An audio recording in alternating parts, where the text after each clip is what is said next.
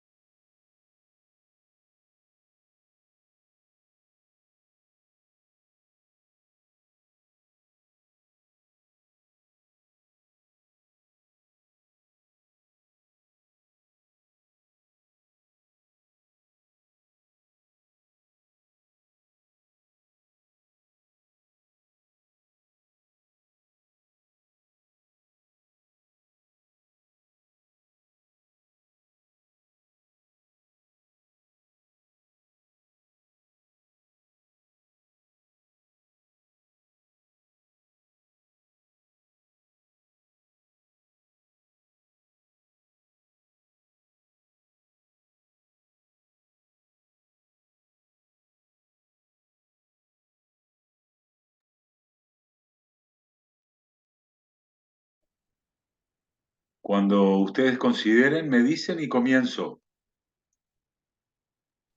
Correcto, doctor.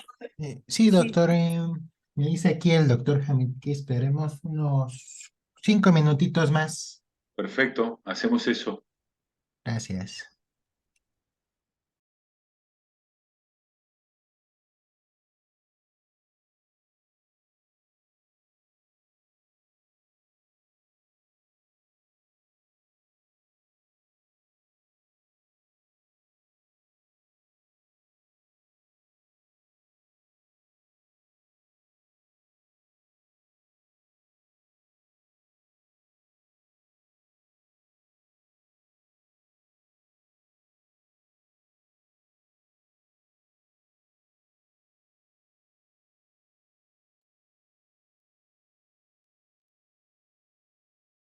Se unió Victoria Cristóbal.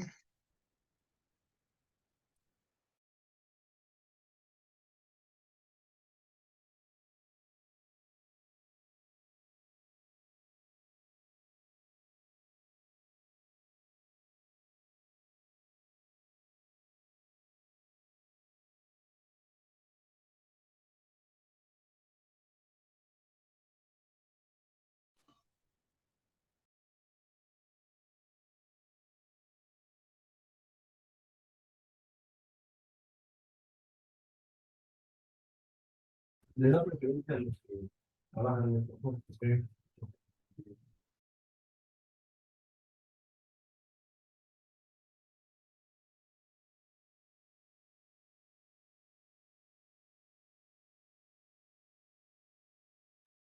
¿Cuál es su pregunta? Disculpe, es que casi no se le escucha.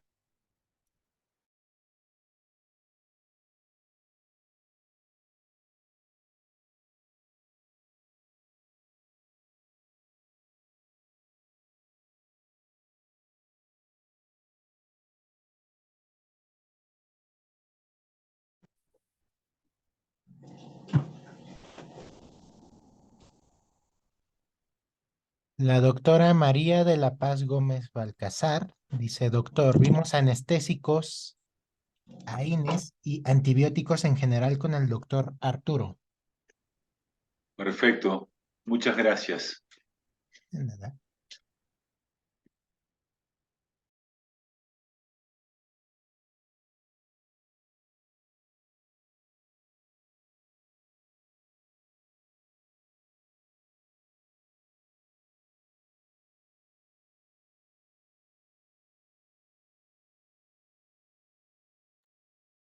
Buen día, doctora. Saludos.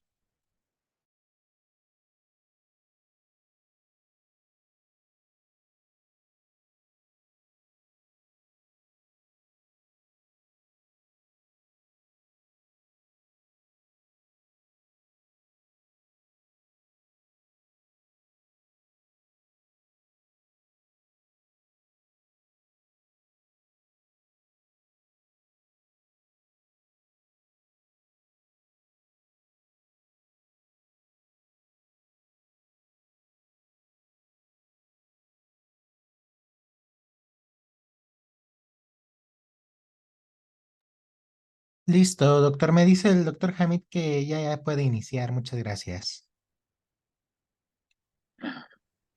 Muy bien. Buenos días para todos. Es un placer nuevamente estar compartiendo esta instancia académica con ustedes. Lo que vamos a hacer el día de hoy es completar la temática de farmacología aplicada a la cirugía bucal que el doctor Arturo diera en su clase anterior. De cualquier manera,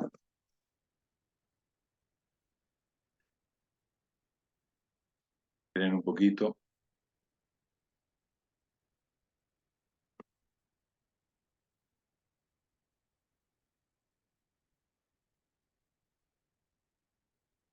Quiero presentarme para algunos de los estudiantes nuevos que forman parte de este grupo. Mi nombre es Felipe Cornecchi, soy ex profesor titular de la Cátedra de Cirugía Bucomaxilofacial 3 de la Facultad de Odontología de la República Oriental del Uruguay. Soy especialista en cirugía y traumatología bucomaxilofacial. Soy certificado por el BOARD de la Sociedad Latinoamericana de Cirugía Maxilofacial, ex profesor y director del programa de formación de especialistas en cirugía bucomaxilofacial de la Facultad de Odontología de la Universidad de la República, o sea, pública, universidad pública. Expresidente de la seccional de estomatología de la Asociación Odontológica Uruguaya, expresidente de la Sociedad Uruguaya de Cirugía Bucomaxilofacial, exintegrante del Servicio de Prótesis Maxilofacial de la Facultad de Odontología, miembro de la Sociedad Uruguaya de Cirugía y Traumatología Bucomaxilofacial, miembro de la Sociedad Latinoamericana, miembro del equipo que creó el board en ALACIBU y miembro de la Sociedad Internacional de Cirujanos Bucomaxilofaciales. Para esta clase vamos a hacer algunas consideraciones generales que quizás se superpongan a las que dio el profesor anterior, pero me parece que son importantes fundamentalmente en lo que tiene que ver con la práctica. Como ustedes saben muy bien, la farmacología debe ser aplicada en muchos aspectos de la cirugía bucal. Y dentro de esos fármacos utilizados tenemos los antibióticos, tenemos los analgésicos, tenemos los antisépticos, tenemos los corticoides, los ansiolíticos, y debemos considerar desde el punto de vista farmacológico el uso de los antirreabsortivos, de los bifosfonatos en particular, ya por la importancia que tiene el consumo de los mismos en los diferentes pacientes que nosotros tratamos. Quiere decir que más allá de los fármacos que nosotros utilicemos, más allá de los propiamente dicho de cada uno de estos fármacos que les nombré, voy a hacer referencia a la importancia que tiene hoy el conocimiento de los bifosfonatos en cirugía bucal. Respecto a los antibióticos, solamente les cuento cómo me manejo yo con los antibióticos. En general, conozco perfectamente las escuelas que existen al respecto, ¿verdad? En las cuales muchas de estas escuelas consideran de que no es imprescindible realizar la indicación del uso de antibióticos en cirugía bucal, si el procedimiento es un procedimiento limpio, y por otro lado, la escuela que sí indica los antibióticos para los procedimientos quirúrgicos bucales.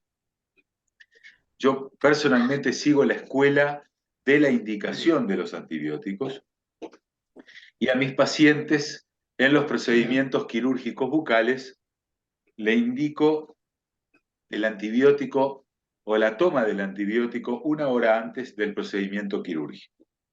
Y luego de realizado el procedimiento quirúrgico, 5 a 7 días después de haberlo indicado. Los antibióticos que utilizamos con frecuencia son, la base es la amoxicilina, ¿verdad? Y la amoxicilina en aquellos pacientes que no son alérgicos, obviamente, ¿verdad? En la dosis para el niño de 250 a 500 miligramos por suspensión oral, y en el adulto 750 miligramos comprimidos 1 hora antes del procedimiento quirúrgico. Para seguir luego con los 750 miligramos cada 8 horas por 5 a 7 días, como les hacía referencia. Hay un libro muy interesante, que ya tiene unos años, que se los recomiendo, que es el libro de farmacología del doctor Bergoglio, que a nivel de ese texto es posible analizar pormenorizadamente todo lo que tiene que ver con el tema de antibióticos, las vías de administración, la metabolización, y todos los detalles que debemos conocer en ese sentido. La amoxicilina es un antibiótico de elección, entonces, en ese Y sentido. Claudia, que ya tiene experiencia, le puede sacar bien, que le enseñe, que ¿Me están escuchando? ¿Me pueden escuchar bien? Sí, doctor. Perfecto. Sí, Les doctor. decía que la amoxicilina es el antibiótico en este sentido de elección, ¿verdad? Si el paciente no es alérgico, y en general el uso del mismo está relacionado, según los conceptos de este autor que les estoy haciendo referencia, a el uso es decir, al kilaje de peso que tiene, al peso que tiene el paciente. O sea, la utilización de la amoxicilina en la dosis habitual se refiere a un paciente con 90 kilos de peso, ¿verdad? Pero cuando el paciente es o tiene una obesidad mórbida, es necesario realizar otra concentración del antibiótico, ¿verdad? O por 2 o por la cantidad de miligramos que sean necesarios según el peso del paciente.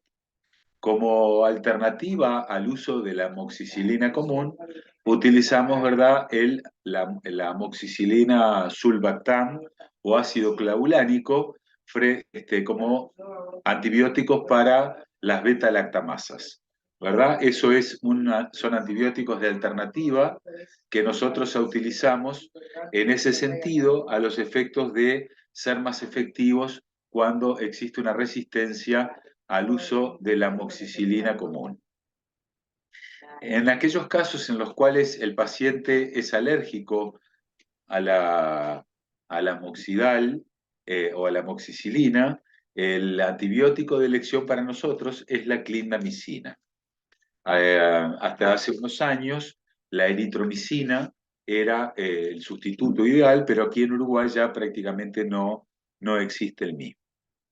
Nosotros, en ese sentido, preferimos el uso de la clindamicina, ya sea clindamicina 300 miligramos o 600 miligramos cada 6 horas, dependiendo del tipo de gravedad de infección a la que nos estemos enfrentando. Fundamentalmente, utilizamos la clindamicina en primera línea en aquellos casos de infecciones de origen óseo y en particular en aquellos pacientes que son alérgicos a las penicilinas. Pero en pacientes que no son alérgicos, pero sí nos enfrentamos a un cuadro clínico que afecta fundamentalmente la parte ósea, somos partidarios de la utilización de la clindamicina. Puesto que los procesos sépticos bucales van de menor a mayor, pueden originarse a expensas de las piezas dentarias o de cualquiera de las estructuras de la cavidad bucal, y en ese sentido debemos ser específicos con la elección del mismo, ¿verdad? O sea, no es lo mismo la utilización de antibióticos para patologías en relación con las piezas dentarias retenidas que la utilización de los antibióticos para la patología periodontal. En ese sentido, creemos, ¿verdad?, que la flora, el estudio y el análisis de la flora microbiana bucal debe ser exhaustivo, debemos conocer perfectamente cuáles son los microorganismos que existen a nivel de la cavidad bucal, cuáles son los microorganismos oportunistas, ¿verdad?, o saprófitas de la cavidad bucal, y que pueden dar origen a infecciones más graves cuando no se domina el proceso infeccioso. Estos procesos infecciosos originados a expensas de las estructuras dentarias pueden difundir, ¿verdad?, a los espacios anatómicos perimandibulares o perimaxilares, y en ese caso, al ocupar fundamentalmente cuando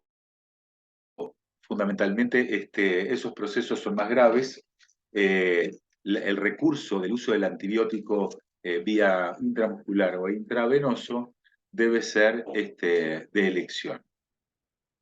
Y en ese sentido, la utilización de la clindamicina por vía intravenosa o del Unacin, ¿verdad?, en dosis de 1,5 a 3 gramos intravenosa cada 6 horas, son los antibióticos de elección intravenosos para los procesos sépticos a distancia, que pueden ser complementados, o pueden ser utilizados solos, o pueden ser complementados, ¿verdad?, con el uso de metronidazol frente a procesos sépticos más importantes. En términos generales, esa es la antibioticoterapia que nosotros utilizamos en general, ¿verdad? Algún proceso séptico más importante, sobre todo los que están muy de moda ahora, que son es la micosis oral o la micosis facial, en particular la mucormicosis, requiere el uso de antibióticos y de antimicóticos mucho más específicos. Se trata de infecciones graves y por lo tanto se debe ser muy específico en la identificación de los gérmenes que provocan la sobreinfección o de la micosis que genera el microorganismo. O sea, el hongo que genera el proceso clínico. Dentro de los fármacos que ustedes vieron también, consideramos el uso de los analgésicos, el uso de los analgésicos menores, que los utilizamos en el tratamiento preventivo de algunas patologías dentarias o en la analgesia preoperatoria o posoperatoria de las cirugías bucales. Como preferencia, utilizamos fundamentalmente el ketoprofeno, es el analgésico de elección, y en algunas oportunidades lo damos junto con la antibioticoterapia preoperatoria, y en general lo manejamos en el posoperatorio inmediato con una dosis de ketoprofeno 100 miligramos cada 8 horas, las primeras 48 horas tomada con la dosis adecuada, ¿verdad? Y en tiempo y forma, o sea, cada 8 horas, y luego el paciente su utilización a demanda. En aquellos casos de cirugías más complejas, donde el paciente llega a domicilio y a pesar de la medicación administrada no puede controlar el dolor, en ese caso administramos o sugerimos la administración de ampollas de ketoprofeno intramuscular o intravenoso, lo que nos ha dado un resultado muy bueno para la resolución inmediata del dolor posoperatorio, en particular frente al posoperatorio de la cirugía de los dientes retenidos. El uso de los analgésicos, la mayoría de las veces menores, los utilizamos con frecuencia cuando el proceso lo requiere y el procedimiento quirúrgico es más importante. Pasamos entonces a complementar la analgesia, ¿verdad?, con tramadol, ya con analgésicos mayores, que tratamos de utilizarlo en combinación con los analgésicos menores en poco tiempo. Generalmente esta combinación la utilizamos a nivel intrahospitalario, sobre todo en aquellos casos que realizamos procedimientos quirúrgicos con anestesia general.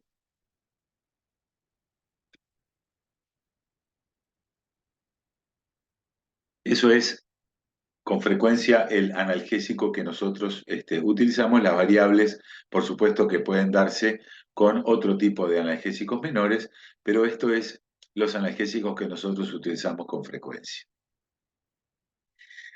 La farmacología bucal también debe ir acompañada de antisépticos bucales, ¿verdad? Fundamentalmente para poder realizar la eliminación mediante el uso de enjuagues bucales o buches, acompañado antisépticos puros o algunos otros productos químicos que también aconsejamos en el uso de determinadas circunstancias. Por elección, el antiséptico para nosotros es la clorexidina, ¿verdad? SFX, al 0,12%, y utilizamos dos tipos de clorexidina. La clorexidina alcohólica, ¿verdad?, que en general la utilizamos para realizar el campo externo, sobre todo al nivel de la piel, en procedimientos quirúrgicos de abordaje externo, que puede ser incolora o coloreada, ¿verdad? O la clorexidina sin alcohol, que preferimos utilizarla en el campo interno bucal. Muchas veces la clorexidina alcohólica utilizada en la cavidad bucal, en aquellos pacientes que son sensibles al tema del alcohol, provoca, ¿verdad?, quemaduras importantes a nivel de la mucosa bucal que debe ser sustituida inmediatamente. La utilización de los antisépticos extraorales, como les decía, a base de clorexidina, antes eran utilizados con preferencia las sustancias iodoformadas o iodadas, ¿verdad? El alcohol iodado, pero por estudios realizados desde el punto de vista internacional, se ha dejado de utilizar, por lo menos en nuestro país, las sustancias iodadas para la realización de los campos externos, sobre todo por la posibilidad de del peligro de la utilización del bisturí eléctrico y el relacionamiento con las sustancias yodadas. Muchas veces en aquellos pacientes que son sometidos a radioterapia o a quimioterapia, este, tratamos de utilizar sustancias que no sean agresivas para la mucosa bucal y por lo tanto sustancias boratadas que permiten alivianar la sintomatología en aquellas mucosas que han sido agredidas por estas sustancias químicas y por lo tanto el paciente tiene una comodidad en su cavidad bucal en el momento en que hace la higiene oral. También utilizamos en la cavidad bucal el uso de los corticoides, ya sea tópicos o a nivel sistémico, en particular en lo que tiene que ver a nivel sistémico, el uso de los corticoides los administramos en el preoperatorio de una anestesia general a los efectos de tener en dosis única un despertar adecuado y en una conducta que nos permita bajar el proceso inflamatorio de la agresividad que se generó en el acto quirúrgico. Algunos autores utilizan los corticoides fundamentalmente a nivel del posoperatorio, de la cirugía de los terceros molares, ¿verdad? Pero nosotros no somos partidarios de la utilización de los mismos, ya que están condicionados por una serie de factores. En particular, nos manejamos con las sustancias que hicimos referencia anteriormente, o sea, el uso de antibióticos, el uso de analgésicos, los antisépticos 48 horas después de haber realizado el procedimiento quirúrgico y nos da el resultado adecuado en tiempo y forma. Muchas veces la cirugía requiere que el paciente sea preparado psicológicamente para realizar el procedimiento quirúrgico. En ese sentido, realizamos una preparación del mismo. Generalmente tenemos una consulta previa, ¿verdad? En esa consulta previa hacemos que exista una empatía entre el paciente y nosotros. Muchas veces nos da el resultado adecuado, o sea que solamente por el hecho de conocer el paciente podemos nosotros influir en el comportamiento del mismo, en lo que tiene que ver con la cirugía bucal, y otras veces no. O sea que es muy importante en ese sentido para nosotros la consulta previa, conocer el enfermo, que el enfermo nos conozca a nosotros, y de esa manera, en el caso de estar en presencia de un paciente con alteraciones neurológicas, nervioso, inquieto, ansioso, recurrimos entonces al uso de estas sustancias farmacológicas para su tranquilidad y evitar problemas generales en el momento del procedimiento quirúrgico. Por supuesto que estas sustancias también las utilizamos en aquellas situaciones en las cuales existen grandes contracturas, ¿verdad? Y el paciente pasa por un estrés muy importante, también muchas veces complementado con relajantes musculares que vienen asociados a los analgésicos, lo que nos permite una condición o una relajación muscular adecuada y del paciente para realizar el procedimiento quirúrgico. En particular, las benzodiazepinas son de elección para nosotros, ¿verdad? Y una benzodiazepina, dependiendo del paciente, 5 miligramos o 10 miligramos sublingual, para realizar el procedimiento adecuado. En particular, también lo usamos en aquellos casos en que el paciente ha sufrido un proceso de luxación temporomandibular. Al llamado de la emergencia solicitamos a la guardia que le pasen o le coloquen un Valium sublingual o la benzodiazepina a los efectos de llegar al momento de puerta de emergencia y poder realizar el procedimiento de reubicación o de resolución de la luxación, teniendo al paciente más relajado. ¿Alguna pregunta hasta acá? Doctor, ¿Alguna pregunta? ¿Sí? ¿me podría repetir lo de la benzodiazepina? ¿Cómo ¿La no? dosis, Sí. por favor? En Gracias. en el caso, dependiendo del paciente, ¿verdad? Del peso del paciente, si es un paciente común, lo que le hacemos es un Valium 5 sublingual, la mitad de un Valium 10, ¿verdad? Si el paciente es un paciente de mayor quilaje, un Valium 10 sublingual, una media hora antes del procedimiento quirúrgico. En los casos, yo hice referencia también a los casos de luxación temporomandibular, que el paciente o llegó al consultorio o nos llamaron de la puerta de emergencia para la resolución de la luxación. También pedimos a la guardia médica que le ponga un Valium sublingual a los efectos de que en el tiempo que llegamos nosotros a ver al paciente y reducir la luxación, ya tengamos las condiciones adecuadas. Así que en general, Valium 5 o Valium 10 dependiendo del paciente que tengamos del frente. ¿Sí? Muchas gracias. Muchas gracias, profesor. Por favor. ¿Otra pregunta? Bien. Entonces, dejando el tema que ustedes ya vieron en la clase anterior, ¿verdad? Y que fue desarrollado ampliamente, nosotros vamos a entrar en un tema que nos parece sumamente importante desde el punto de vista farmacológico, en lo que el clínico de cirugía bucal debe conocer y manejar.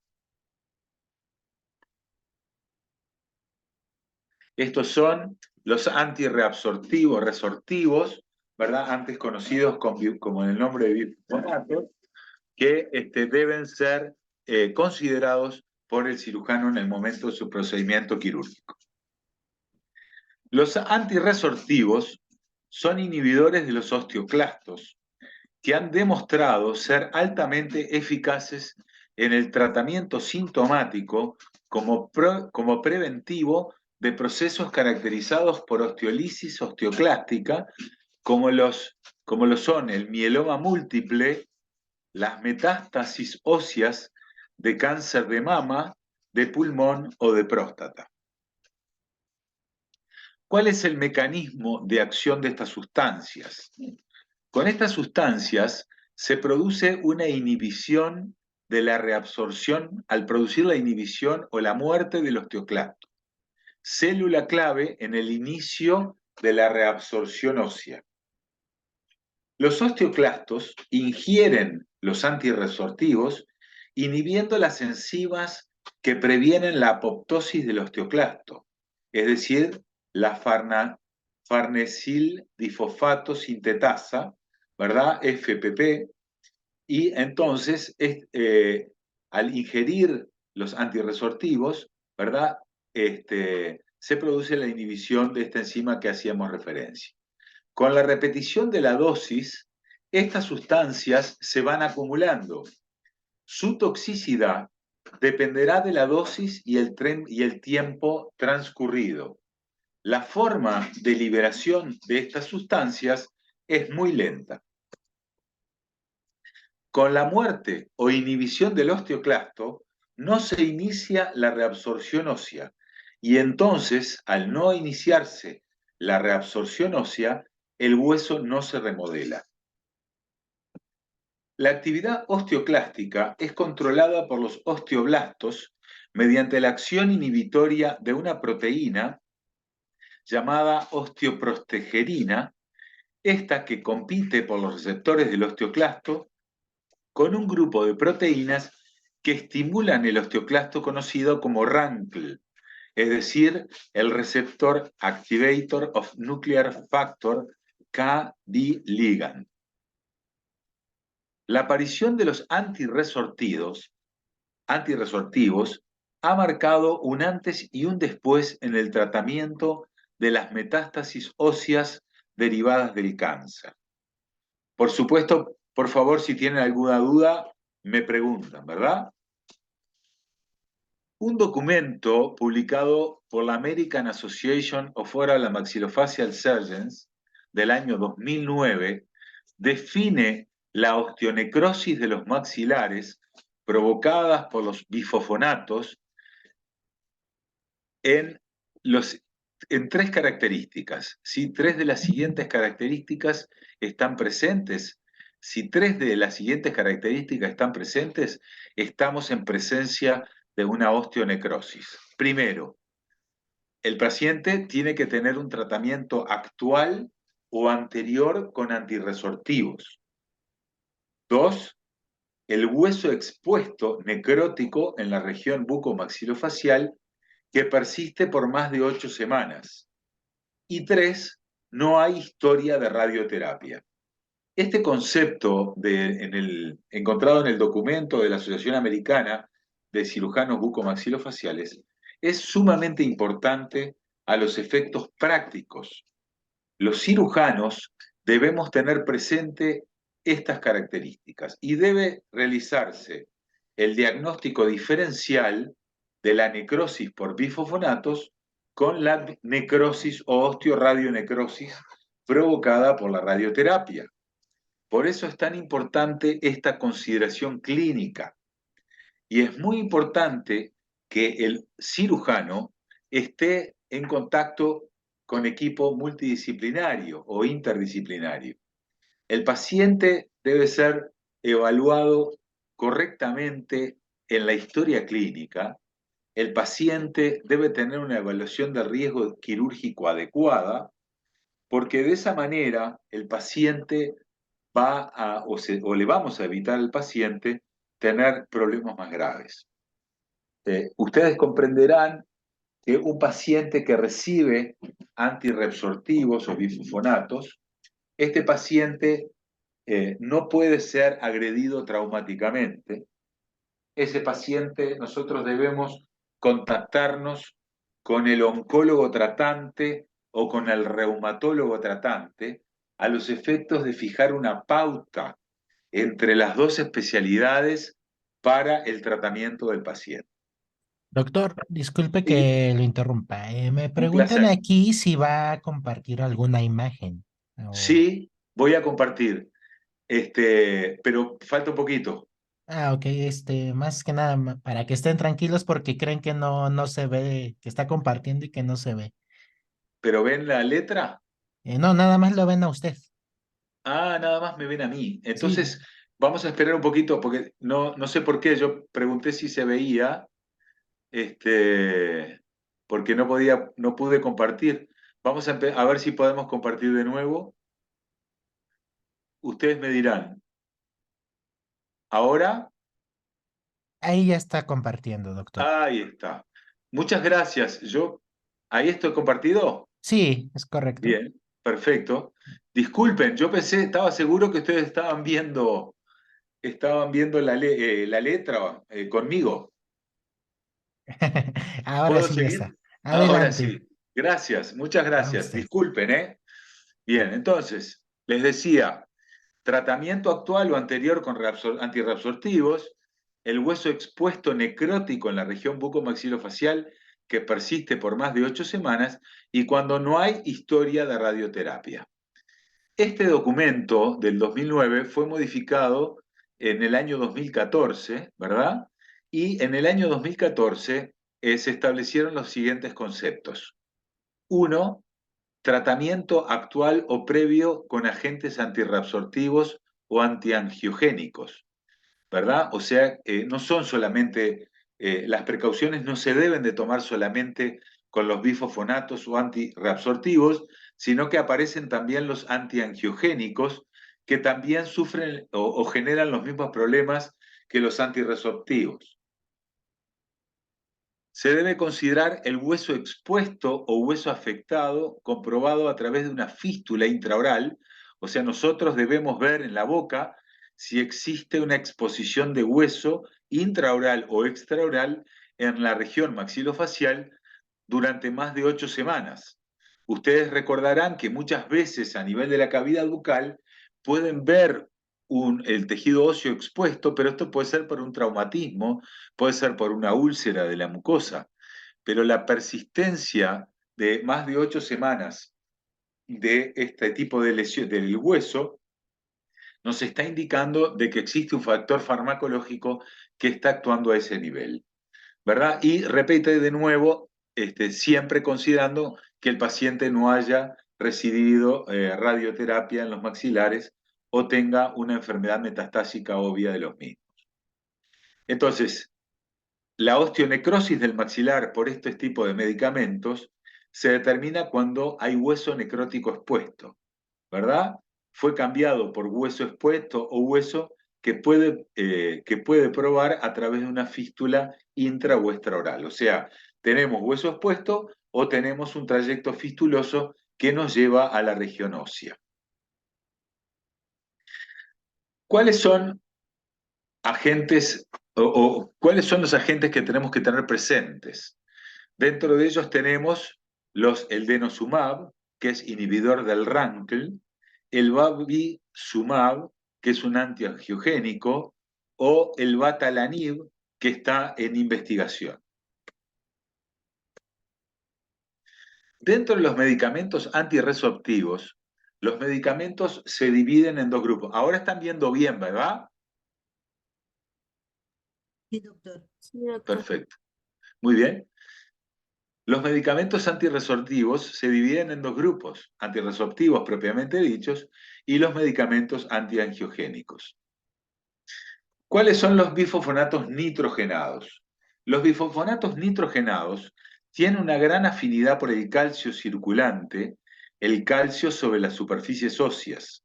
Son potentes inhibidores de la reabsorción ósea y del remodelado óseo. Inhiben las enzimas que activan los osteoclastos. Inhiben la disolución del hueso y la degradación del colágeno. Estas sustancias inhiben la diferenciación del osteoclasto y a grandes concentraciones inducen la apoptosis del osteoclasto.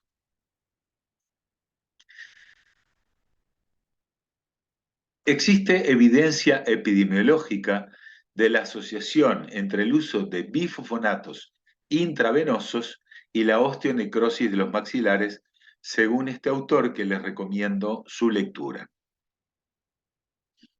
También está demostrado actualmente que no es necesario que el paciente reciba solamente bifosfonatos intravenosos para que se produzca la exposición ósea y que sea considerada una osteonecrosis. Los bifosfonatos que se administran por vía oral también pueden provocar osteonecrosis del maxilar. La duración del tratamiento está en directa relación con el riesgo de la osteonecrosis. Los sujetos con un uso prolongado de bifosfonatos intravenosos aumentan el riesgo de osteonecrosis. ¿Cuáles son los factores que pueden generar este tipo de riesgo? En pacientes que reciben quimioterapia, ciclofosfamida, corticoides, talidomida, tabaco, alcohol.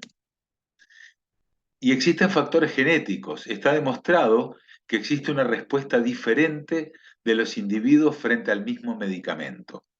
En 100 pacientes con tumores malignos que fueron medicados con bifosfonatos intravenosos, 90 no desarrollaron ninguna complicación y 10 desarrollaron osteonecrosis. O sea, hay una respuesta diferente según la genética del paciente. Se define como la osteonecrosis se define como la exposición del hueso por más de 8 semanas que han tomado en pacientes o toman bifosfonatos y que no tienen historia de irradiación, como decíamos. El cuadro se manifiesta en forma exclusiva a nivel de los maxilares y su porcentaje de remodelación es superior al de otros huesos. De manera que, conceptualmente, dentro de la historia clínica del paciente, es imprescindible la detección de que el paciente esté tomando este tipo de sustancias. Y en el caso que así fuera, es imprescindible el contacto con el especialista a cargo de la administración, ya que desde nuestro punto de vista no debemos tomar nosotros medidas para generar recreos en la medicación farmacológica de nuestro paciente. Cuando hablo de recreo, me refiero a suspender el cirujano bucal la medicación para realizar cualquier procedimiento quirúrgico. Clínicamente se manifiesta esta enfermedad luego de que se produce la exposición del hueso alveolar tras procedimientos agresivos como la exodoncia, la cirugía periodontal, la apicectomía, implantes dentales, etc. Así que es un error jurídicamente grave que se realicen procedimientos traumáticos en la cavidad bucal de un paciente que recibe estos antirreabsortivos y que no se haya evaluado como riesgo en la historia clínica del paciente. Porque todo lo que está escrito desde el punto de vista jurídico vale y lo que no está escrito no existe. O sea que si ustedes realizan un procedimiento quirúrgico bucal, no realizaron una historia clínica de evaluación de riesgo adecuado y anotaron que el paciente tomaba esta medicación, para el abogado no existe el hecho de que ustedes hayan interrogado al paciente correctamente. Por lo tanto, no se puede minimizar ningún procedimiento quirúrgico en este tipo de pacientes, ¿verdad? Aunque sea una movilidad importante que tenga la pieza, ¿verdad? Cirugía periodontal para hacer un curetaje profundo, una apicectomía o implantes dentales, etc. Debemos comunicarnos con los médicos tratantes y tomar la decisión con ellos. Aquí le habían hecho una pregunta, doctor, hace un rato. Con mucho gusto. Yo, disculpen, pero no vi lo del chat. Dígame. Dice, ¿qué es el RABNK y cómo funciona? Tengo entendido que está ligando del osteoblasto, se una al osteoclasto y forman un compuesto, pero ¿cuál es el efecto de esta unión? Al unirse hacen apoptosis el osteoclasto. Exactamente. Ese es el concepto. ¿Está? Ah, ¿Quedó ok. claro? Bueno, Exactamente. espero que Exactamente sí. eso. Ahí está. Muy bien. Eh, Existe un estadiaje de clasificación de estas sustancias. Este estadiaje es el estadiaje clínico del profesor Marx. En el estadio 1 de esta enfermedad, en el subgrupo A, existe un hueso expuesto no doloroso menor a 1 centímetro. En el estadiaje B hay un hueso expuesto no doloroso mayor de 1 centímetro. En el estadio 2, en la versión A, hay un hueso expuesto doloroso menor de 2 centímetros y en el B, hueso expuesto doloroso mayor de 2 centímetros. En el 3, múltiples áreas de hueso expuesto sin otras alteraciones y en el B, hueso expuesto con áreas de osteolisis, hueso expuesto con fístula cutánea, hueso expuesto con fracturas patológicas. Otra estratificación clínica y estadios de pacientes que toman bifosfonatos y que tienen osteonecrosis de los maxilares. Este es el concepto de John Fantasia, la revista Jones 2009, donde dice que existen factores de riesgo no aparente hueso expuesto en pacientes tratados con bifosfonatos orales o intravenosos, el estadio 0, donde no hay evidencia de hueso expuesto necrótico, no hay evidencia de hueso expuesto necrótico con síntomas no específicos o con síntomas clínicos y radiológicos sospechosos de osteonecrosis. El estadio 1, no hay una evidencia de proceso inflamatorio o infección. En el estadio 2 hay hueso expuesto necrótico asociado al dolor, eritema e inflamación e infección con o sin drenaje purulento. Y en el estadio 3, hueso necrótico expuesto en pacientes con dolor, inflamación o infección. Exposición del hueso que compromete el reborde alveolar, el seno maxilar, las fosas nasales o provoca o llega hasta la basal mandibular y provoca la fractura de la misma. Se deben realizar los tratamientos quirúrgicos antes de empezar con la terapia de bifonatos.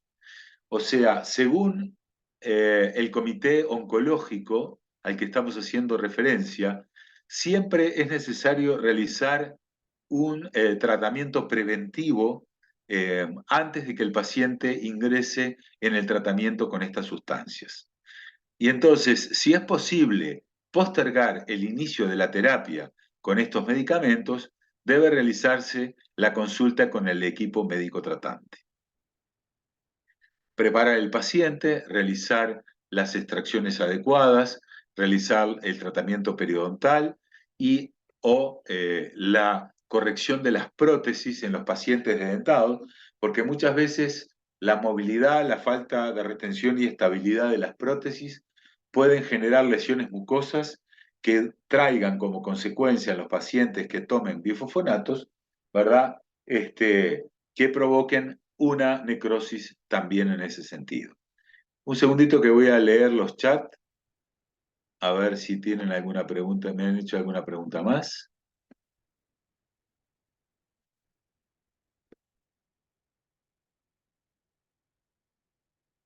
En principio, creo que no.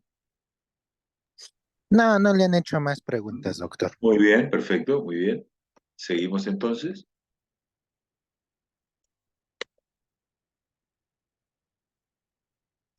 La decisión de retrasar la aplicación del tratamiento con bifosfonatos debe ser hecha por el oncólogo de acuerdo con el cirujano maxilofacial o con el odontólogo tratante, que era lo que les explicaba hoy.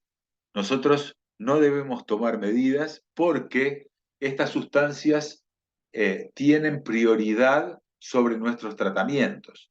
O sea, aquel paciente oncológico que tiene un mieloma múltiple o que tiene un tumor de próstata o tiene un tumor de mama, debe recibir este tipo de medicación y no siempre es posible realizar un tiempo de espera para que nosotros podamos realizar los tratamientos quirúrgicos odontológicos.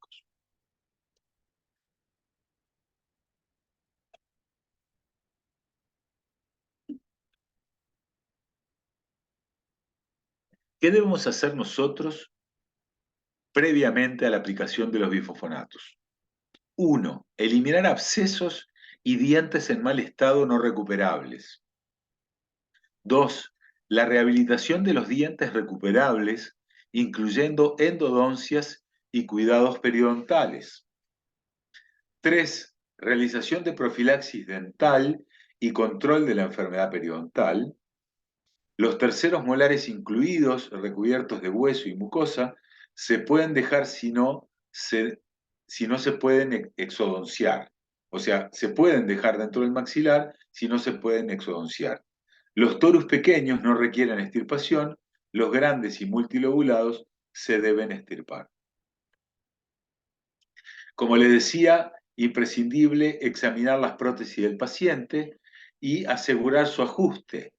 Dar información sobre la higiene diaria de la boca, ¿verdad? No hay indicación de antibióticos de forma profiláctica, excepto en los que se requiere específicamente por patología previa, ¿verdad? O sea, no siempre es necesario dar antibióticos previos, pero si tiene una patología previa, podemos utilizar las penicilinas, las levofloxacinas, la citromicina, etc.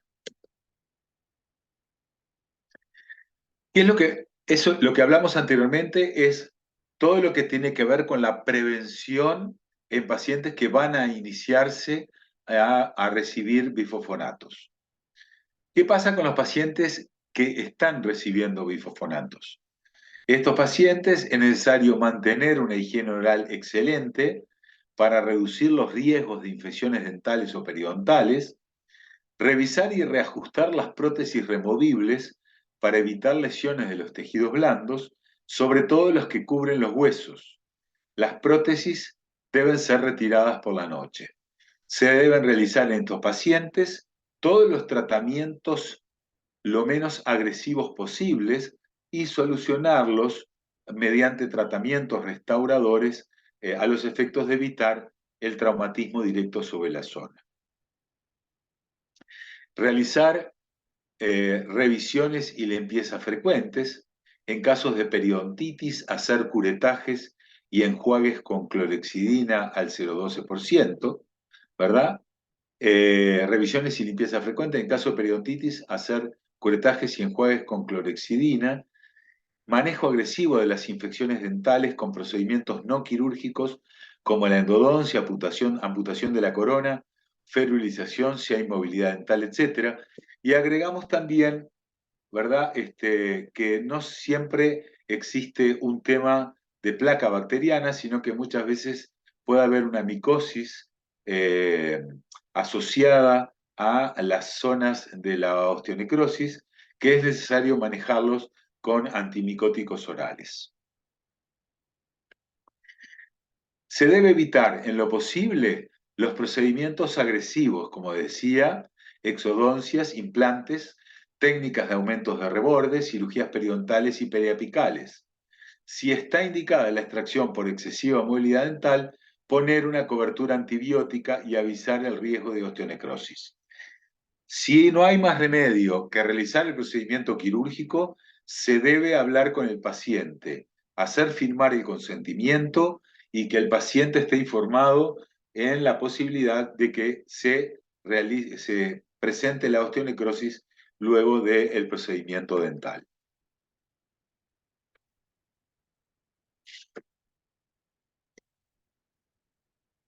Manejo de los pacientes con osteonecrosis de los maxilares. Se debe consultar con el cirujano bucomaxilofacial y explicar al paciente la causa de la osteonecrosis. Evitar cualquier intento de curetear o de bridar la zona, la posibilidad de interrumpir el tratamiento con bifosfonatos en casos severos debe hacerse de acuerdo con el oncólogo, el cual deberá valorar los efectos y riesgos para el paciente de la suspensión del tratamiento o la sustitución por otro tipo de medicación. El hueso expuesto no duele, salvo que esté sobreinfectado. Por lo tanto, se debe realizar medidas preventivas y conservadoras para evitar las sobreinfecciones. Los enjuagues con gluconato de clorexidina en los estadios 2 y 3A, ¿verdad? Y asociar un tratamiento antibiótico de penicilina oral en los episodios de infección sobreagregada o en los casos de alergia, poder utilizar la eritromicina, que como yo les explicaba hoy, no lo tenemos en nuestro país, o la clindamicina, que es lo que utilizamos hoy como sustituto, o doxiciclina o levofloxina en aquellos casos que lo ameriten. En casos refractarios se puede asociar el metronidazol. Doctor, ¿le parece bien hacer un corte de 5 minutos? Sí, claro, está perfecto. ¿Ah? Hacemos un pequeño corte y seguimos. ¿Preguntas? No. No, doctor, gracias. Ok, perfecto.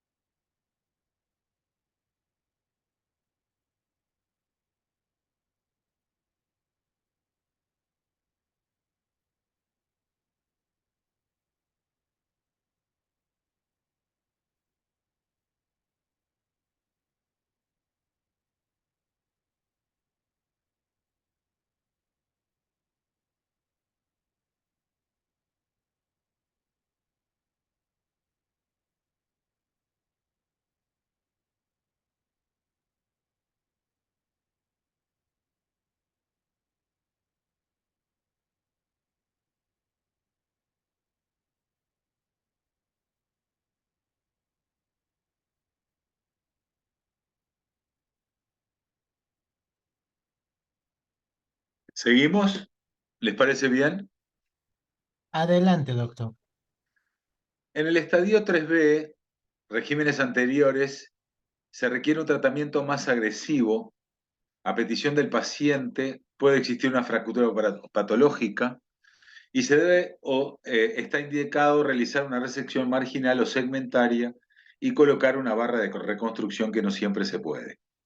Si se requiere una cirugía con pacientes con osteonecrosis, debe valorarse la interrupción del tratamiento con bifosfonatos, con las posibles complicaciones óseas de su enfermedad frente al riesgo de progresión de la osteonecrosis. No se conoce bien el beneficio de la suspensión del tratamiento. Parece razonable que se haga en algunos casos de forma coordinada entre el oncólogo y el cirujano maxilofacial, administrándose antibióticos durante al menos 10 días. El oxígeno hiperbárico no ha demostrado ninguna utilidad, por lo que no se recomienda de manera habitual, aunque algún autor lo utiliza. Ustedes saben que frente a la osteoradionecrosis, o sea, frente a la necrosis por radioterapia, sí es sumamente efectivo el oxígeno hiperbárico, porque la radioterapia provoca, ¿verdad?, una hipoxia, una hipocelularidad y una hipovascularidad, lo que la utilización del oxígeno hiperbárico compensa esa situación y mejora las condiciones celulares, fibrilares y vasculares del hueso afectado. Pero esta situación no se da a nivel del hueso afectado por lesiones por bifosfonatos. Podría utilizarse previamente a la cirugía por su potencial angiogénico para mejorar la vascularización de las partes óseas osteotomizadas, pero en principio les diría que no ha dado resultado la utilización del mismo. Con los, ¿sí?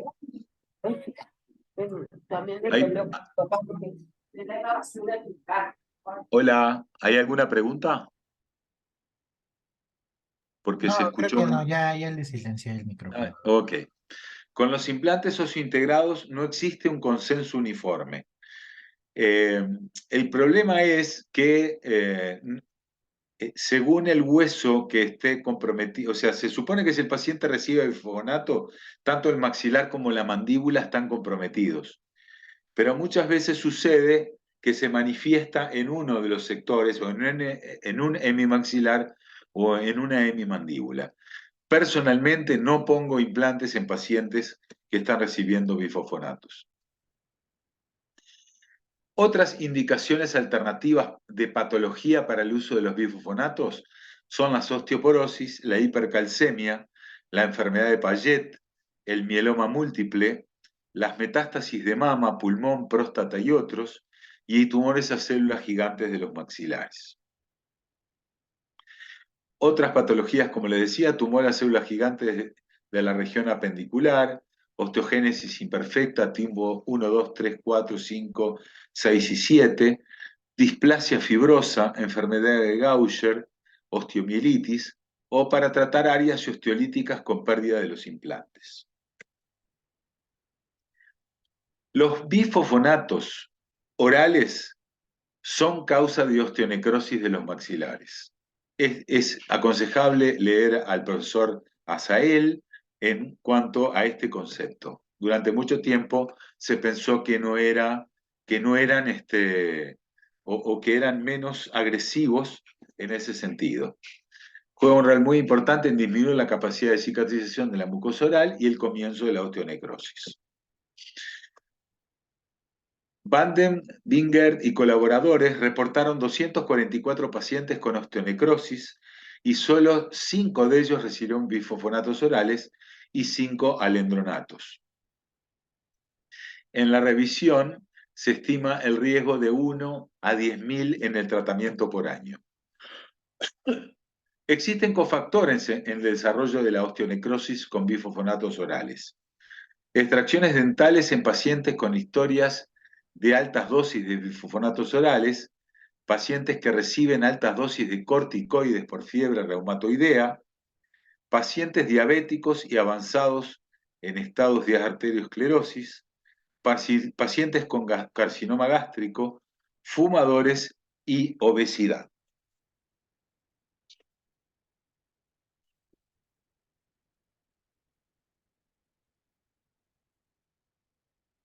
Los bifosfonatos orales no producen osteonecrosis idénticas a los intravenosos. Tienen predilección por la mandíbula y por las zonas linguales de la cresta o del reborde.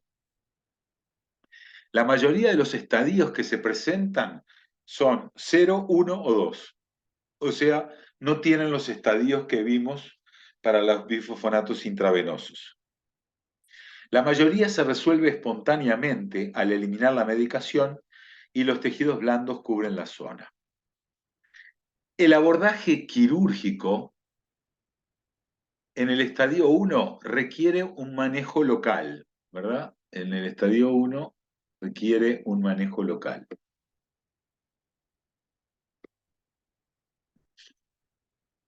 Higiene, antisépticos. En el estadio 2, antibióticos, y en el estadio 3 requiere la extirpación y reconstrucción de la zona afectada.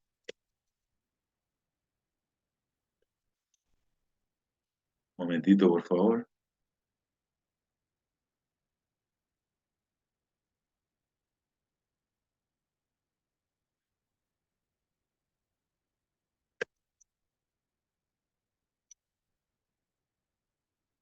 Ya que no sé por qué no pasa.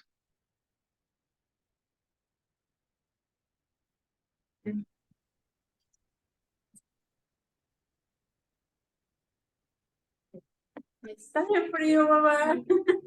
Ah, pues sí, allá está peor. Sigo.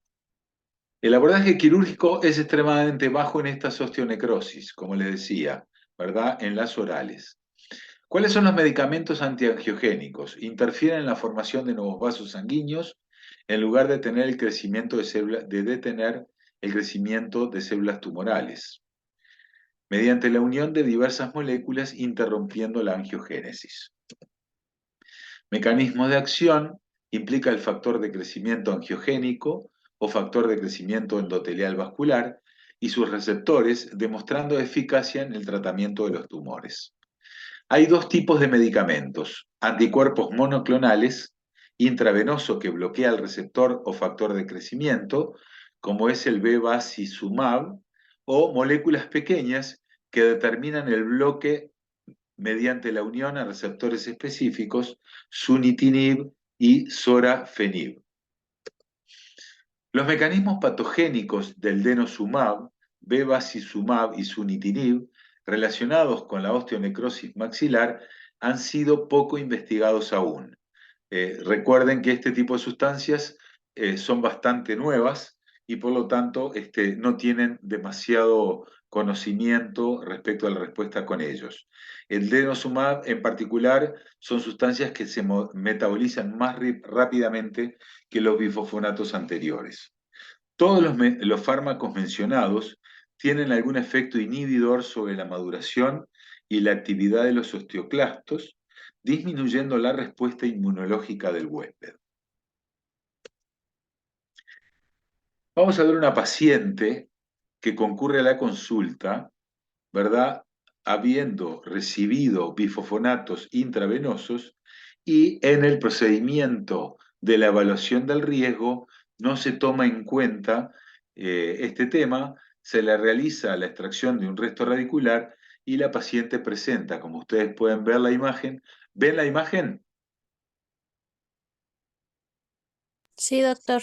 Qué suerte, gracias. Como ustedes pueden ver, se puede observar la imagen en el maxilar superior y ningún sector a nivel de la mandíbula. En esta señora anterior, lo que hicimos fue un tratamiento con irrigación de clorhexidina, fuimos realizando el fresado de esa zona y la irrigación hasta que logramos eliminar este sector necrótico y cubrirlo de mucosa. Mujer de 80 años con osteoporosis, ¿verdad? Que también recibe bifosfonatos. Observen ustedes la zona desdentada y el comienzo de la movilidad dentaria a nivel de estas piezas, y la presencia de áreas necróticas que pueden observarse a nivel de la ortopantomografía. En este caso hicimos la exposición de la zona y el curetaje del área involucrada, ¿no? Y la eliminación del sector necrótico, que en general se desprende mediante el procedimiento quirúrgico. Otro caso clínico, mujer adulta, oncológica, que recibe bifosfonatos intravenosos, presenta, como pueden ver, arriba en el maxilar superior y derecho, por detrás del incisivo lateral, del canino, perdón, la presencia de una exposición de hueso necrótico, ¿verdad? Que lo que se realiza es la eliminación del mismo por vía quirúrgica. Lo que hay que hablar con el paciente es que la lesión de necrosis está dentro del maxilar, por lo tanto, el hecho de estar dentro del maxilar implica que nosotros lo que hacemos es un tratamiento local, que es necesario un seguimiento de las lesiones que puede manifestarse con movilidad dentaria a las piezas vecinas o la presencia de exposición de hueso necrótico en la zona apical de las piezas dentales y por lo tanto en ese sentido se debe realizar la eliminación de los mismos ya que puede llegar a exponer todo el hemimaxilar y provocar o generar la necesidad de una hemimaxilectomía. Pueden ver radiológicamente cómo se expresa la zona involucrada, ¿verdad? Y la zona en cicatrización. Otro paciente con áreas, ¿verdad?, de necrosis a nivel del maxilar superior, observado radiológicamente, tridimensionalmente por la tomografía, y observen lo que les decía, ¿verdad? En la evolución entre dos piezas dentarias en un paciente que recibe el tratamiento local, empieza a observarse el hueso necrótico que se extiende en el maxilar correspondiente. Es importantísimo tratar de abarcar imagenológicamente, en forma tridimensional, la ubicación de la lesión para evitar realizar la eliminación del área necrótica y la posible comunicación bucosinusal en el caso que estuviera en relación con el seno maxilar. O sea, es fundamental tener un estudio radiológico complementario para identificar muy bien ese fenómeno. ¿Preguntas hasta acá? Seguimos. Esta es otra paciente operada bajo anestesia general e intubación nasotraqueal, que es una paciente multimedicada y tratada con bifosfonatos intravenosos. La paciente se hace la intubación nasal y la preparamos para la cirugía. Observen ustedes la zona izquierda del maxilar superior, que se observa la zona de hueso expuesto. Realizamos las extracciones de piezas dentarias con movilidad, que estaban comprometidas imagenológicamente en el proceso, y vamos a hacer un colgajo que vaya desde distal del incisivo central hacia atrás para exponer todo el maxilar y poder realizar la eliminación del área necrótica correspondiente. En el lavado del área vamos eliminando las áreas necróticas que se desprenden solas con curetas, ¿verdad? Y observen ustedes, frente a la exposición del colgajo, que estos dientes que tenían movilidad estaban involucrados, por supuesto, en el área de la necrosis correspondiente. Entonces acá estamos en el sector anterior, acá ya vamos hacia la zona de caninos y premolares, y podemos observar la diferencia que hay entre un hueso normal y un hueso necrótico. Observen el color del hueso, ¿verdad? Todo esto, en la medida que nos involucramos con la cirugía, debe ser eliminado quirúrgicamente. Y para su eliminación, en este caso, utilizamos pinzas gubias, ¿verdad? Que apenas pinzamos la zona se va deshaciendo en la misma pinza. ¿Eh? Vamos cureteando toda la zona de hueso sano, ¿verdad? Y vamos dejando un lecho lo más sano posible. También realizamos mediante el fresado el alisamiento de la superficie ósea sana, ¿verdad? Y vamos quemando con el bisturí eléctrico las zonas que corresponden al sangrado de pequeños vasos del lugar. Curetaje con curetas amplias y como ustedes pueden observar, el piso de esta zona es el techo de la cavidad bucal y el piso del seno maxilar. De manera que no se establece, como en este paciente, una comunicación bucosinusal, sino que logramos, mediante esta técnica quirúrgica, realizar la eliminación de una masa muy importante de tejido necrótico para el beneficio del paciente. ¿Tá? Aquí seguimos eliminando hueso, ¿verdad? Y regularizando la zona que quedó deformada. ¿Eh? Ya empezamos a ver una mejor vascularización a nivel del hueso, un mejor aspecto del hueso sano, y es ahí entonces, una vez que el hueso o el lecho quirúrgico está preparado, es que vamos a realizar el cierre de la misma. En este caso, lo que hicimos fue la colocación de cloranfenicol quirúrgico como medicación tópica para el cierre de la herida. Y aquí estamos haciendo una sutura continua, ¿verdad? Para dejar el maxilar en condiciones. Por supuesto que en este caso se hizo la eliminación de la osteonecrosis, pero como consecuencia de esta técnica quirúrgica se produce una pérdida del fondo de surco del lado izquierdo, ¿verdad? O sea que para poder hacer el cierre hermético es necesario tomar tejidos del fondo del surco y luego que la zona cicatrice se hará entonces, o se podrá hacer una vestibuloplastia para lograr las condiciones para una futura prótesis.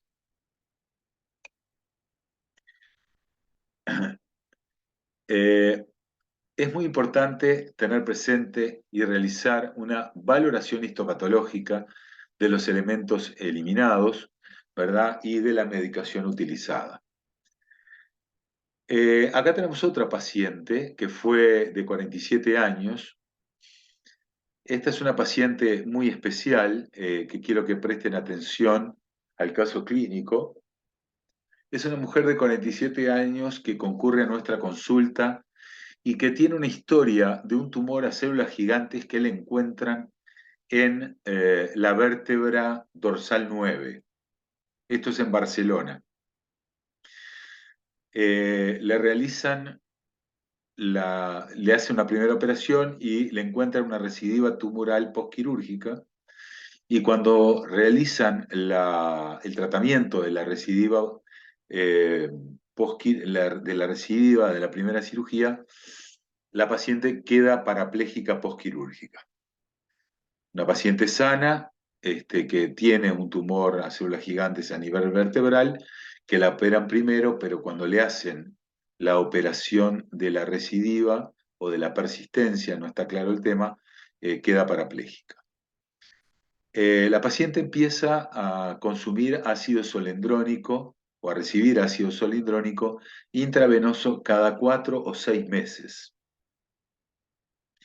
Se muda, un problema familiar hace que se vayan de España, se van a Buenos Aires con el esposo. En Buenos Aires se separa del esposo, o sea, queda sola. Y en Buenos Aires empiezan a realizar una medicación intravenosa que la paciente recibe cada 6 meses y viene al Uruguay. En Uruguay la recibimos nosotros luego de que la vea un ortodoncista. El ortodoncista, porque la paciente, lo que quiero explicar con esto es que la señora que caminaba queda parapléjica o emocionalmente destruida porque se separa del esposo, viene al Uruguay a arreglarse los dientes, porque lo que se mira en el espejo son sus dientes, y los ve torcidos. Entonces decide ir al ortodoncista para arreglarse las piezas dentarias. El ortodoncista, con muy buen criterio, le plantea que para poder empezar con la ortodoncia es necesario hacer una extracción, pero nunca le preguntó a la señora si recibía o no bifosfonatos. Como consecuencia de la extracción dentaria realizada por el especialista en ortodoncia, la paciente presenta una osteonecrosis del maxilar por extracción dentaria. El maxilar es del lado izquierdo, no derecho, me equivoqué ahí. Esta es la primera imagen clínica de nuestra paciente. Yo creo que este caso que les estoy mostrando es un fiel reflejo de la importancia que tiene este tema. Vean ustedes entonces, pueden ver en la zona media interdentaria la pérdida de la pieza dentaria y luego, radiológicamente, que la pieza dentaria posterior empieza con movilidad.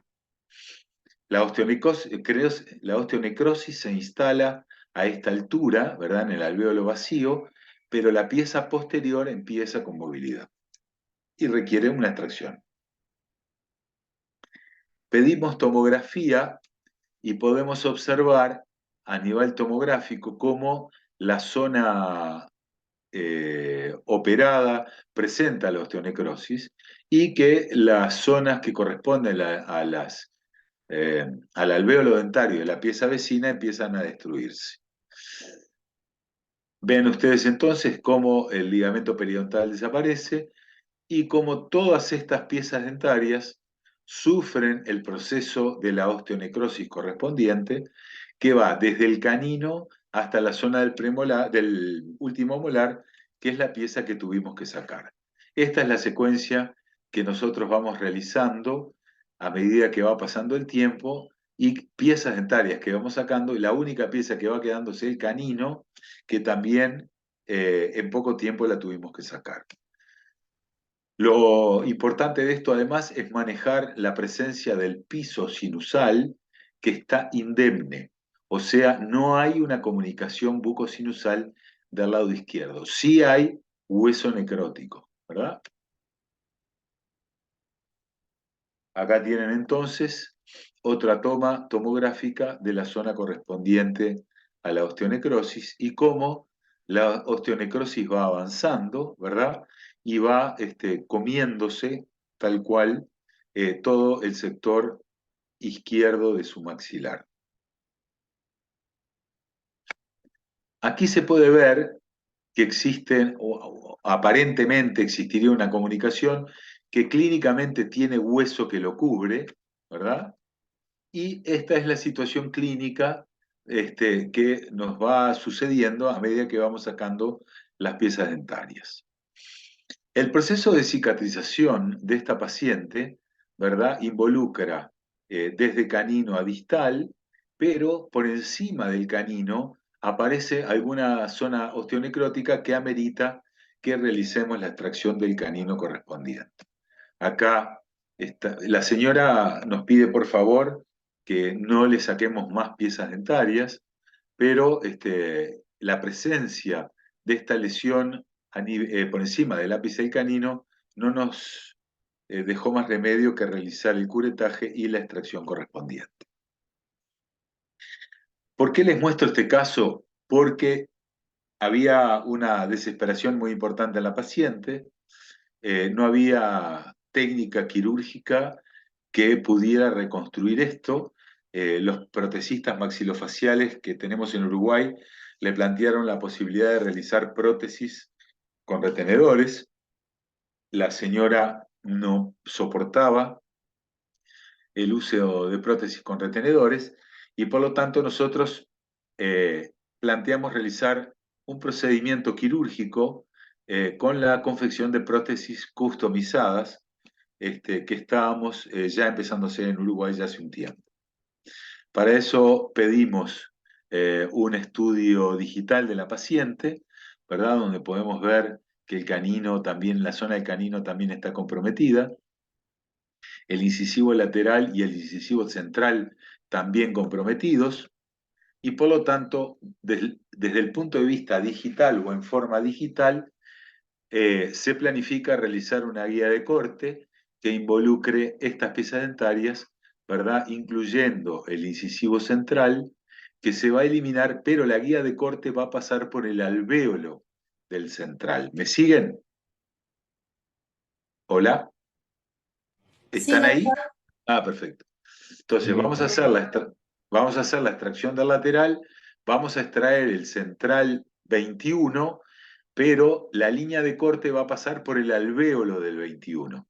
Siempre que se hace una resección de maxilar o una mandibulectomía parcial o total, el corte tiene que pasar por el medio del alvéolo, de uno de los alvéolos, no por distal del diente, porque la pared del diente relacionada con el corte del maxilar o de la mandíbula se reabsorbe después de hacer la maxilectomía o mandibulectomía. ¿Me comprendieron? Sí, doctor. Perfecto. Sí, doctor. Muy bien. Entonces, como ven acá abajo, en la imagen inferior, está la guía de corte, ¿verdad? Que es esta guía que van a hacer ellos, y se construye a nivel digital un dispositivo que va a ir más allá de los límites del reborde. Va a ir anclado a nivel del malar y va a ir anclado a nivel de la zona canina, de la fosa canina.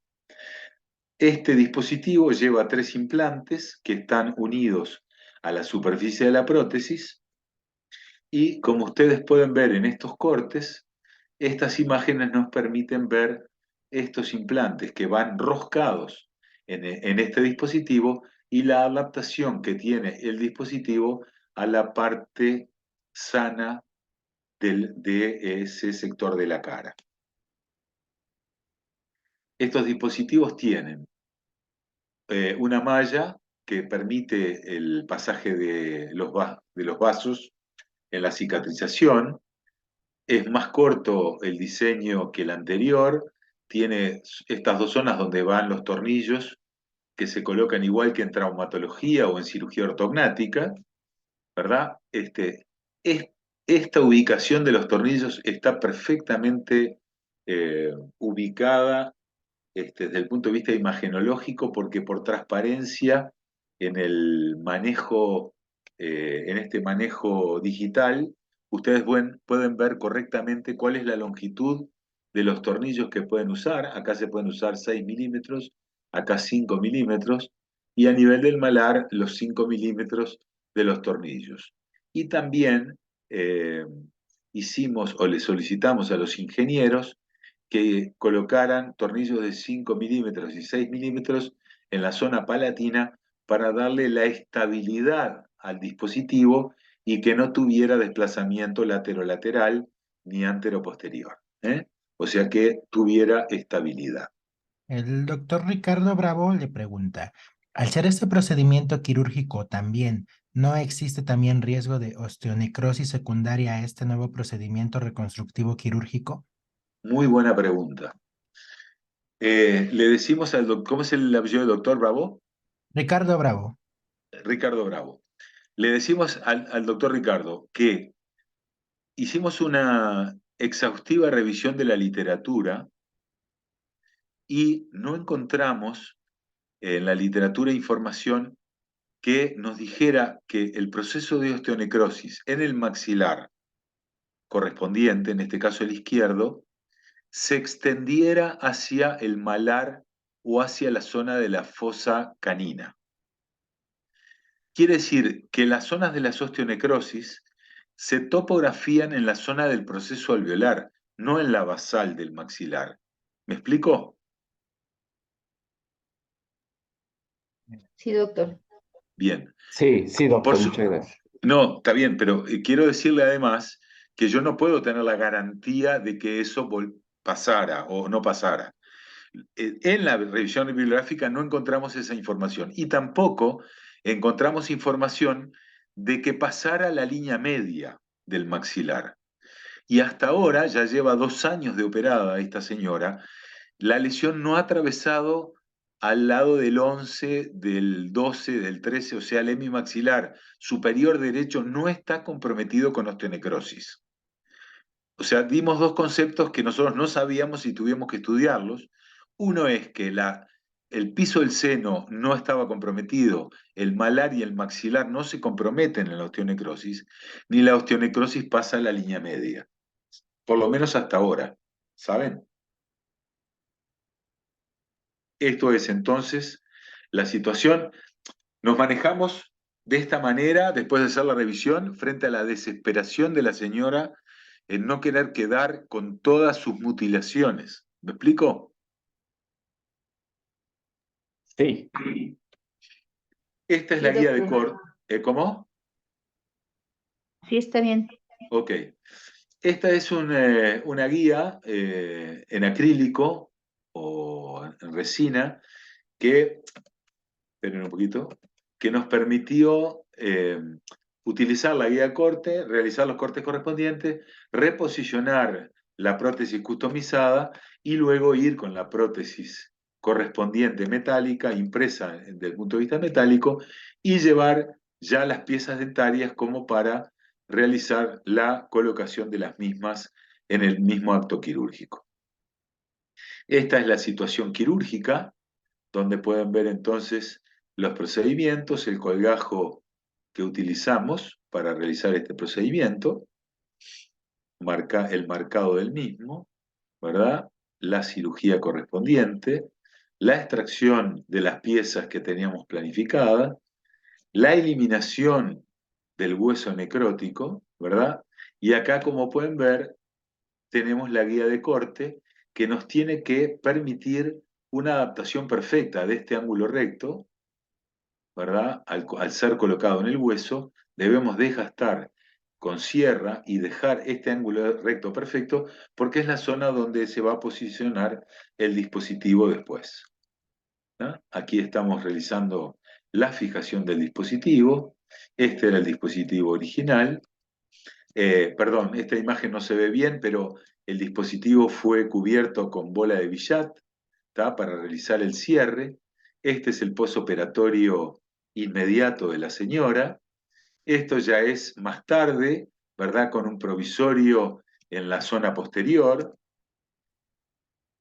Y el resultado fue muy bueno en ese sentido. Tengo fotos que después les voy a mostrar de una evolución muy buena desde el punto de vista cosmético. Aquí la doctora Donají pregunta si le dio Sí. algún medicamento de forma preventiva.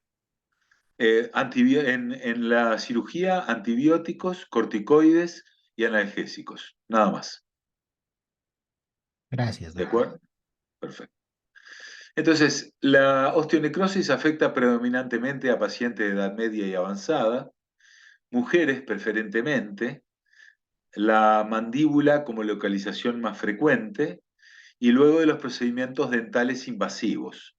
Extracción dentaria en un 62% de los casos, y su diagnóstico es fundamentalmente clínico. Si se decidiera el uso de anticuerpos monoclonales, la osteonecrosis mejoraría considerablemente, ya que los efectos del denosumab, por ejemplo, en la remodelación ósea se ve reducido a los 6 meses de finalizado el tratamiento.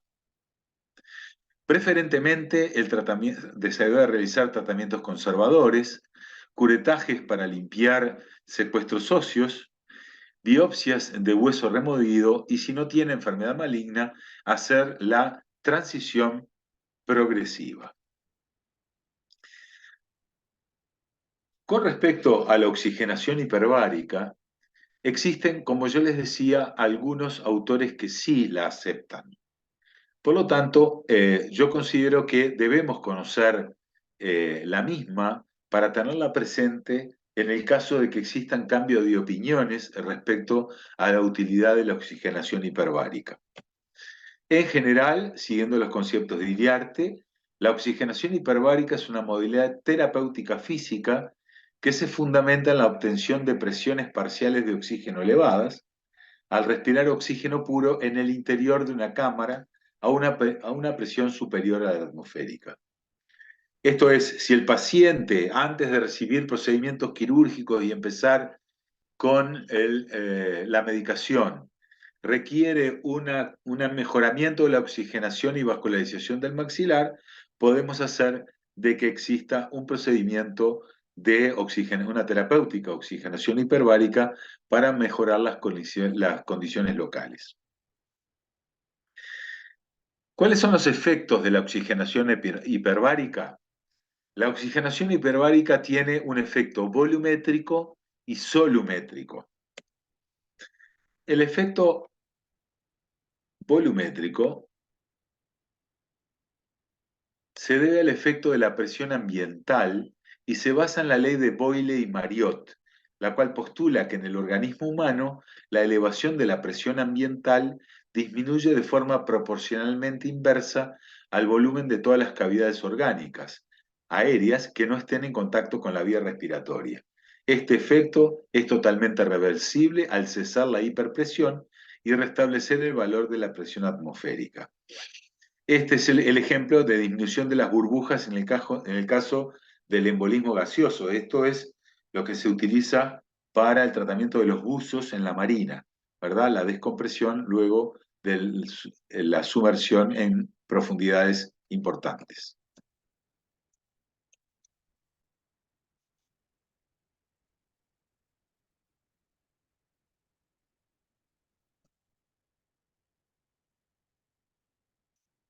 El efecto solumétrico se debe al aumento de la presión parcial de oxígeno, ¿verdad?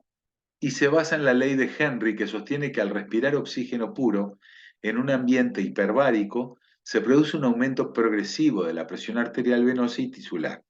Puede alcanzar valores enormes de concentración de oxígeno y a este efecto obedecen la mayoría de los efectos terapéuticos de la oxigenación hiperbárica.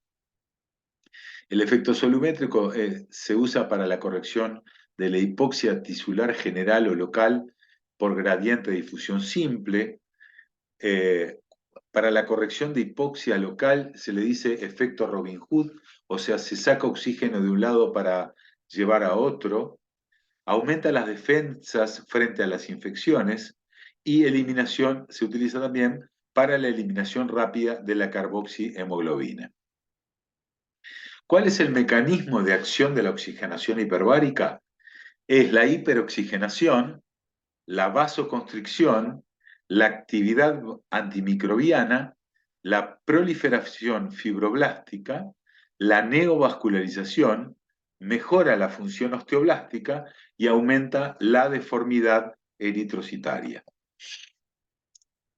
En los casos en los pacientes que reciben radioterapia, ¿verdad? En aquellos pacientes que reciben radioterapia y que no son casos de tumores que tengan una gran capacidad proliferativa, se indica el uso de la oxigenación hiperbárica para la preparación previa a la cirugía de colocación de implantes, o si ya se colocó implantes y el paciente va a ser sometido a radioterapia, puede ser utilizado también en el posoperatorio después de la colocación de los implantes. Lo vuelvo a interrumpir, doctor. Sí, dígame. Ya su pantalla se dejó de compartir. Se dejó de compartir. Aguárdeme un segundito, por favor. Si me permiten unos minutos, volvemos, ¿sí? Adelante, doctor. Gracias.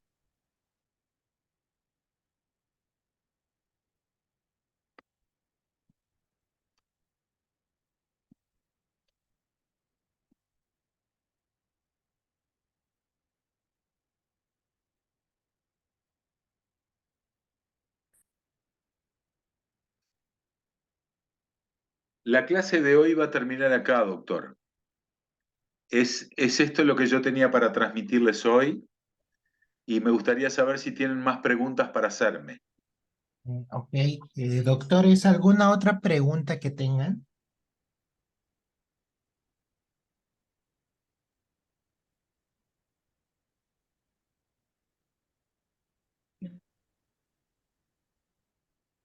Muy bien, haciendo un resumen de lo que dimos, ¿verdad? Hicimos un rápido manejo teórico de lo que ya habían visto y les conté las experiencias personales respecto al uso de antibióticos, analgésicos y antisépticos. Agregamos el uso de corticoides en cirugía maxilofacial, que es un tema que requeriría un amplio desarrollo y puede ser utilizado más adelante como tema, ¿verdad? Y nos centramos fundamentalmente en la utilización del riesgo de los bisfosfonatos utilizados en los pacientes quirúrgicos, que me pareció que, que podía ser de interés para todos ustedes. Les agradezco mucho su presencia y estamos en contacto para las próximas clases. Muchas gracias. Muchas gracias, doctor. Gracias, doctor. Aquí le compartimos su reconocimiento. Muy amable. Y quedamos a la orden para la planificación de las próximas conferencias. Claro que sí, doctor. Muchísimas gracias. Gracias, ¿eh? Gracias, doctor.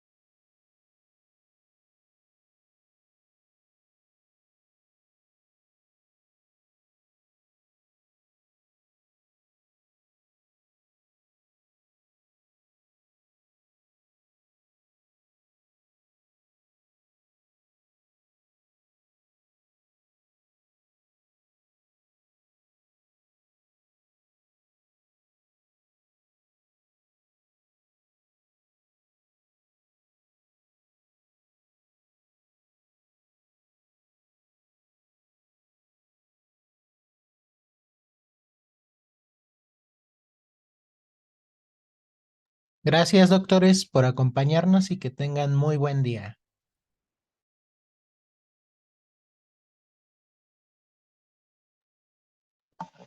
Sí, Igualmente, gracias. doctor, gracias. Gracias, hasta luego.